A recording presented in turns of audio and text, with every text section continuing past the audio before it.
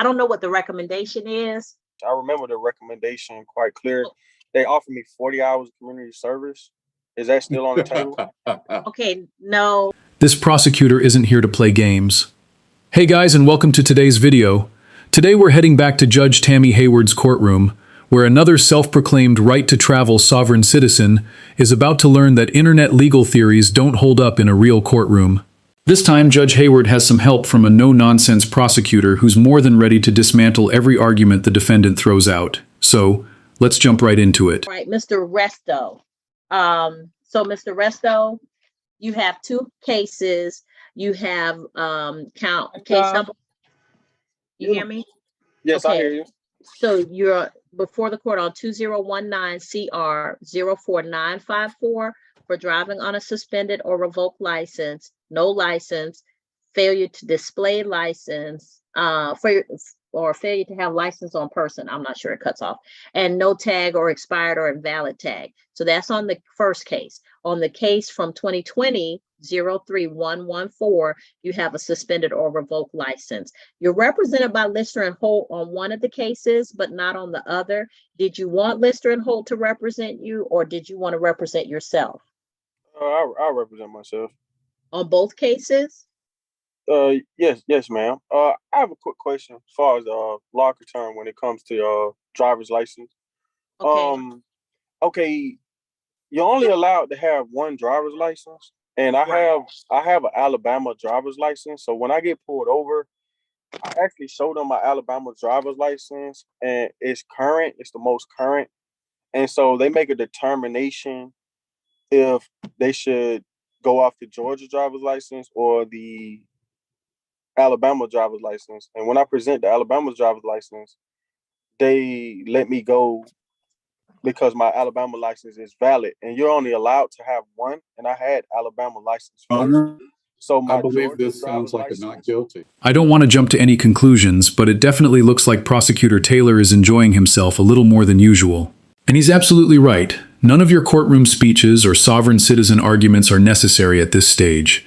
Today, all the court needs from you is a simple guilty, not guilty, or, if you choose, to stand mute. Okay, so Mr. Resto, what Mr. Taylor is saying is this is something that you could prove at trial. If you present that information at trial, then that means you want to go to trial instead of taking a plea. I don't know what the recommendation is, and I don't know. Well, the recommendation was, I think I've been dealing with this case for an awful long time now, so Yeah. I don't really want to go to trial. I just want to get it behind me. But I think that the recommendation, I remember the recommendation quite clear. They offered me 40 hours of community service. Is that still on the table? Okay, no, Mr. Resto, it's more than that. So let me explain why I know it's more than that. So the basic fines and fees for driving on a suspended license is the first time in 5 years. If you get one, then you can enter a NOLO plea if you have a NOLO plea eligible to you, and then the fine is $500. But if you get a second one, the fine goes to $1,000. A third one, the fine goes to $1,500 and 10 days mandatory jail time. You have a second one, which means that you might be able to enter a NOLO to the first one, but then the second one is outstanding. So when you took a plea to the second one, that would definitely suspend your license. So that's what's on the table. Okay. And the fines are hefty. So you would get a plea on the first one, and that's a $500 fine, which is $737.50. But the next one is going to be $1,000 in addition to that, and that's $1,420. So we're looking at almost $2,000, $2,200. Your Honor, is Mr. Resto represented on the particular case that we're referring to?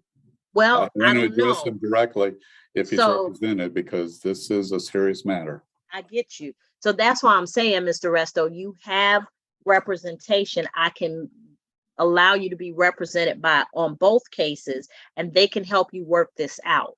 But understand Well, that I was already represented by Lister and Holt, and we kind of been going back and forth with the district attorney's office for a while, and they've been giving me recommendations, and I still didn't take it, but they've been giving me recommendations. I don't know what's changed, but it definitely Okay. wasn't $2,000.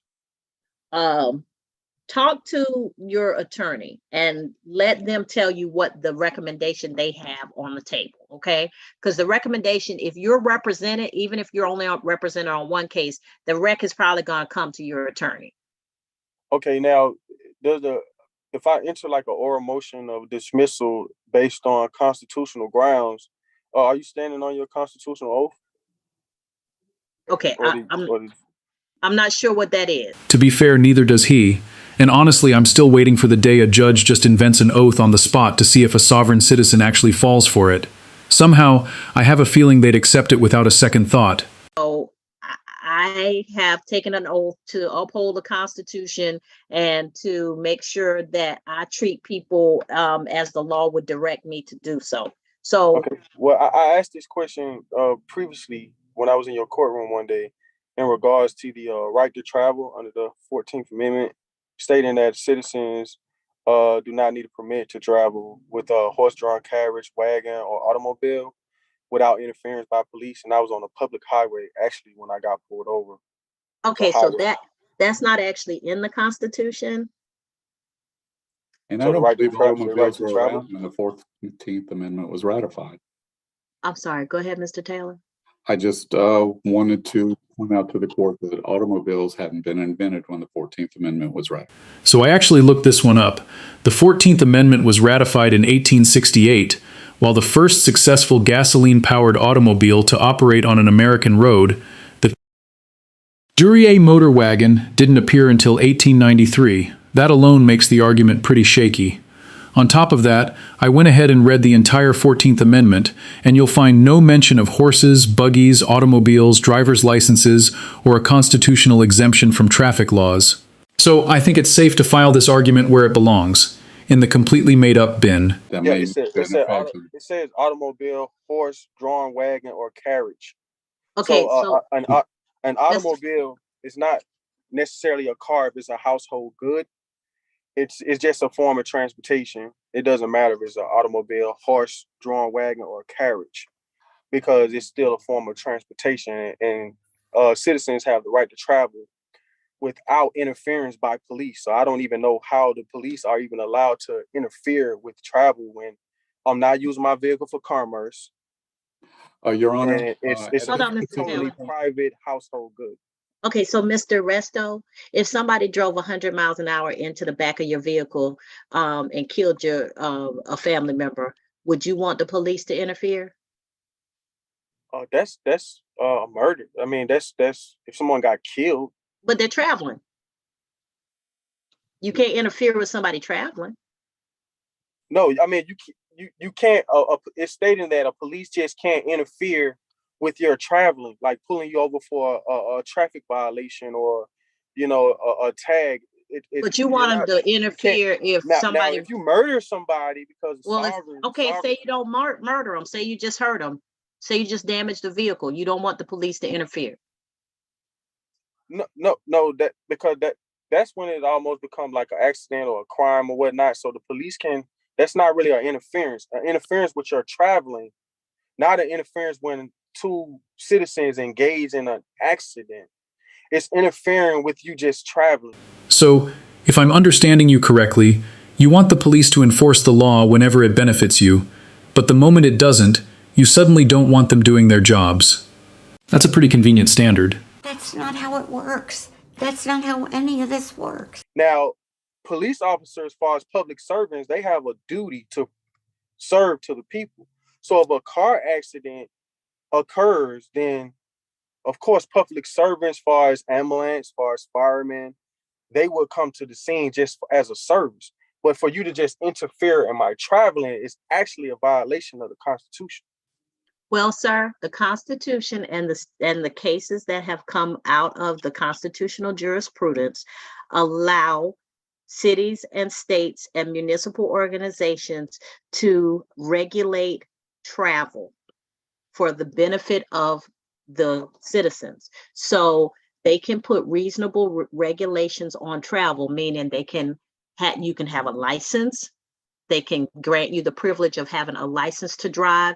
They can regulate how your license is seen. If you don't have a license, or if your license is suspended, they can intervene to take your license away or your privilege to drive away. It is a crime. You can be convicted of not driving under a proper license. So the government is allowed to intervene in a lot of ways with people traveling. So I'm not sure where this information comes from, but there's a lot of stuff on the internet about traveling and the 14th Amendment and horse and buggies and even maritime law. But I mean, all of those things are not true. an automobile was actually created before a driver's license was ever created. So people Okay. was actually their case pamphlets where people was actually operating vehicles before a driver's license ever became. So you're telling us that people were driving before driver's licenses existed? Well, of course they were. It's almost like, as automobiles became faster, heavier, and far more common, lawmakers realized that letting just any dumbass with one arm and one leg operate a 2-ton machine on public roads might not be the greatest idea. So they created licensing requirements and traffic laws in the interest of public safety. Funny how that works. That's actually, you guys are actually a conflict of interest, actually, as far as you being in cahoots with the DMV. That's a totally separate entity. Okay, And for so some reason, Mr. Resto, do you want to resolve the case? Because it's I not going want to to be resolve the 40 case, but hours of I disagree with the fine amount because it changed. I would it. pay I would make an offer like I can do $1,000, maybe 12-month probation, but Mr. Resto, $2,000, that's excessive. Mr. Resto, we're not negotiating. Those are statutory fines, meaning they're written into the law. I can't even change them. Can I make a counter offer to the state and say it's $1,000? That can I be? No, Because I did do sir. time in jail. If the state would see that Well, and count, that's why I'm saying that you may want to speak with an attorney, because certain things that they can negotiate, I can't change the statute. I can't change what's written in it, but they can negotiate. And if the solicitor wants to give you credit for time in jail in lieu of the fine, those are things that they can do that I can't do. yeah. So I would ask to the district attorney, knowing that I did serve some days in jail, can you guys Okay, lower the fine and I just go ahead and end this so case right now? I can do 1,000. I got $1,000 right now. Did you really just tell the court that you have $1,000 ready to put toward a fine that's over $2,000, but somehow you couldn't spend roughly $150 every few years to get a valid driver's license? That's quite the financial strategy. Forget who shook you as a baby, who's still shaking you as an adult. Mr. And Resto, so that's a conversation that you need to have with them directly without me being present, number one. Number two, the reason I keep saying you might want to go through your attorney is because they can explain to you what is already on the table and how that may or may not change, okay? what's on the table now, man? I don't know. That's what I'm saying. I would rather you have that conversation in a breakout room with the attorney who's assigned to your case and with the state, as opposed to here in the main room. One, because I have other cases that need to be addressed, and two, because that's not information I need to hear. Okay, is it anything I can do to get this case resolved now? Because it's been lingering on I'm my telling head you what to for do, but you're years. not listening, Mr. Reston. Mr. I mean, Resto, today, like I want to resolve this today. I get that you want to resolve it today, and I'm telling you what to do, but you're not listening to me.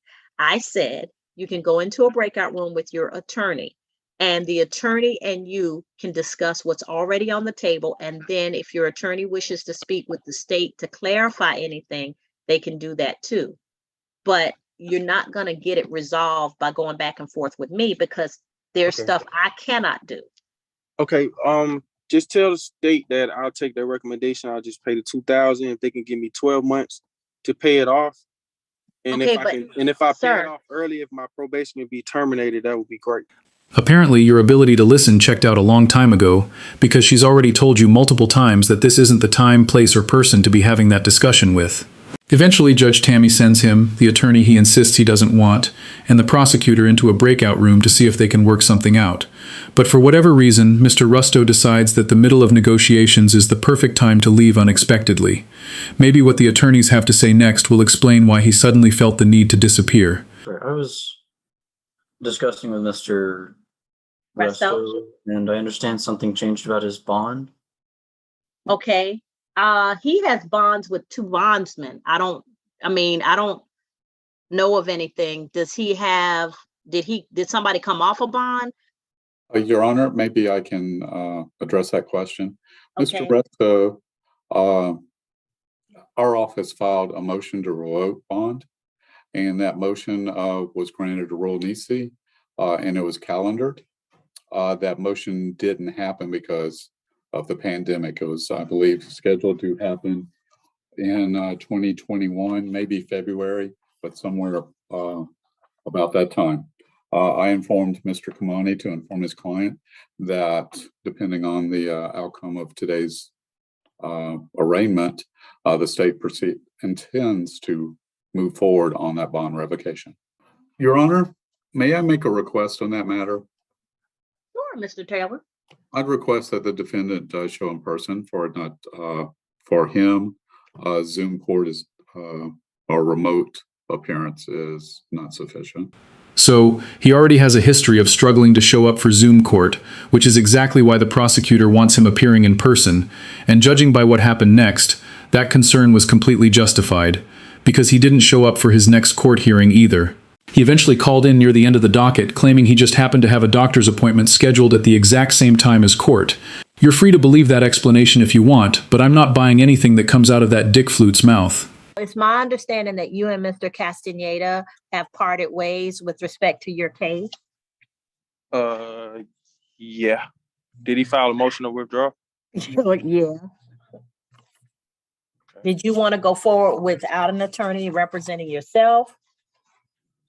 Yeah, it seems like the attorneys that the state appoints me, they have a very hard time of like listening to their clients, like what they have to say. Like I had a conversation with him for like maybe 5 minutes, and he was very like wanted to do what he wanted to do. He didn't want to hear what I had.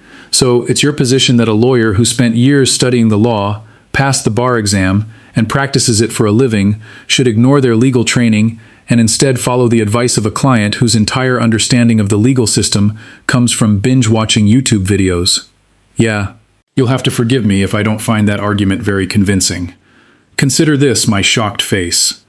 Or he was just telling me, like I was raising concerns about the state came off of my bond, and I was trying to figure out why they came off of my bond when I show up for court. I gave him no reason to come off my bond, and he said, so when you say come off your bond, the bonding company has to do that, not the state. So I'm not sure. Like, well, they filed a motion to come off my bond. That's what he stated. Okay, is that Free at Last or Atlanta Clayton bonding? No, not Free at Last. I have that you. He stated that the state filed a motion with your court stating that they wanted to come off my bond to where basically I will have warrant on me. Okay. Miss Janvier, do you have any outstanding bench warrants for Mr. Resto? I don't recall signing any, but I may have. Did the state file any motions in regards to that? No. You know, the keen observer in me can't help but notice that Mr. Rusto is completely fixated on the possibility of his bond being revoked, even though, as the judge pointed out, that wasn't even an issue before the court. That only reinforces my suspicion that his emergency doctor's appointment, which just happened to be scheduled on the exact same day as his court hearing, may have been a little more than a coincidence. Okay, I did. So just Your Honor, I didn't know that he was back. I'd already given the file to my assistant. She said she had just sent off the bench warrant to you as well, I think. So I didn't think. Okay. All right. So yeah, Mr. Resto, you're here. So I haven't signed anything yet. Okay. Does the state have any intentions on trying to come off my bond? No. So, sir, they don't come off your bond unless you fail to appear. My understanding is you had a medical excuse for being late today. So you contacted I'm actually still at the hospital. I just had a minor surgery. Okay. So Ms. Val has allowed you to come on to the call today because she knew that you had a medical issue. So we can deal with your case today, or we can give you a continuance until December 6th, but nobody's coming off the bond and the bench warrant will not be signed. Okay. I want to handle this today. It's kind of been lingering over my head for some years now. I'm really tired of it. And Okay. but I hear that the state is trying to like give me like 10 days in jail, and that would like absolutely ruin my business, my Okay, life. so I have a here's 2-year son. I'm a single father. Believe me when I say this, you can absolutely talk yourself into trouble by being a little too open and honest in court, especially when you accidentally admit to something that amounts to a legal violation. A competent lawyer knows when to speak, when to stay quiet, and how to avoid handing the prosecution evidence on a silver platter. As for what happened next, the court rescheduled the hearing, and to absolutely no one's surprise, he failed to show up yet again. Yeah, but see, Judge, in my situation is okay. I I got get- the documentation from the Alabama motor vehicle department. See, Okay. I'm actually an Alabama citizen. Hold And on, I was Mr. traveling. Resto. Hold on. Let me put you in a breakout room with me and the state so we can hear what you're saying, but we're not putting it all out there in case you want to make a different decision, okay? Okay, well, I have no absolute reason to lie, and I really believe No, that. no, it's not could that, be vindicated. sir. This is what I would do if you had an attorney who was representing you, okay? So this is called a pre. Yeah, but I just honestly believe that when you're just being truthful, there's really no need for attorneys when you're just being honest about your situation. So, it looks like that's where the Rusto saga comes to an end, for now. He's currently on the run, and he hasn't returned to court since his last appearance. But don't worry, I'm keeping an eye on the case, and the moment he resurfaces or there's another update, you'll hear about it here first. If you enjoyed today's video, hit the like button. If you didn't, hit the dislike. Either way, don't forget to leave a comment below and subscribe with notifications turned on so you never miss any of my content. Next is Mr. Resto. Mr. Castaneda was fired by Mr. Resto, so he's no longer counsel of record. Mr. Resto is wanted, and there is no surety on that. Does the state have there's no surety order on that? Does the state have a request in the Resto case? Mr. Resto, yes, state would definitely request a rule absolute on that matter. Okay, on both cases, a rule absolute will be granted. Thank you, Your Honor.